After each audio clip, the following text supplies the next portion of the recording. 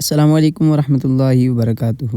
الحمدللہ آج میں حاضر ہوں اپنے بڑے ہی دل عزیز بھائی قاری نعیم رضا اتاری صاحب کے پاس، اور جیسا کہ آپ دیکھ سکتے ہیں ماشاءاللہ ایک کنال کے رقبہ میں مدرسہ کی تعمیرات جاری ہیں۔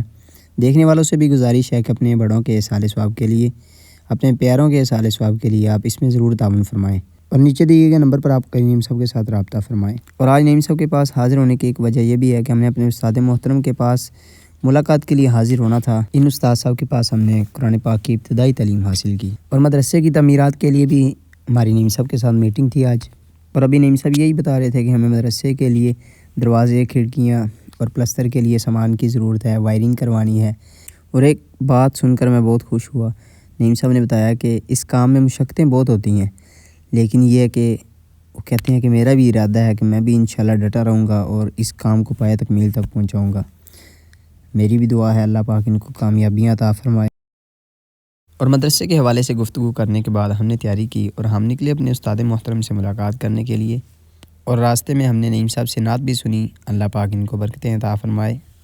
جب ہم اپنے استاد صاحب کے پاس پہنچے تو نماز ظہر کا وقت تھا، ہم نے نماز ادا کی۔ نماز کے بعد ہم نے استاد صاحب سے ملاقات کی اور کچھ باتیں کی، پھر کھانا کھانے بیٹھ گئے۔ کھانا بہت مزیدار تھا، کیونکہ جب ساگ کے ساتھ مکھن ہو تو کھانا تو مزیدار ہوگا ہی، یہ آپ لوگ بھی جانتے ہیں۔ دعا ہے اللہ پاک ہمارے استاد محترم اور تمام اساتذہ کو دونوں جہاں بھلائیاں عطا فرمائے۔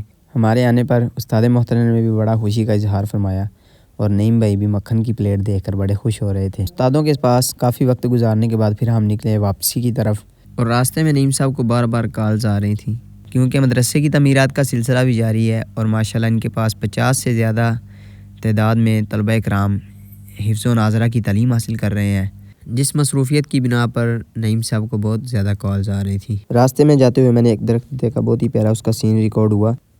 آپ لوگ کمنٹ سیکشن میں بتائیں اس درخت کا کیا نام ہے، اور گاؤں کی تازہ آب و ہوا کے کیا کہنے، جس کی وجہ سے سانسوں میں تازگی پیدا ہو جاتی ہے۔ اور پھر نعیم صاحب ایک اور جگہ کال میں مصروف تھے، تو میں نے دیکھا کچی اینٹوں کی ایک ترتیب لگی ہوئی ہے، جس کی وجہ سے وہ بہت خوبصورت لگ رہی ہیں، تو میں نے سوچا کہ اس ویو کو بھی ریکارڈ کر لیا جائے۔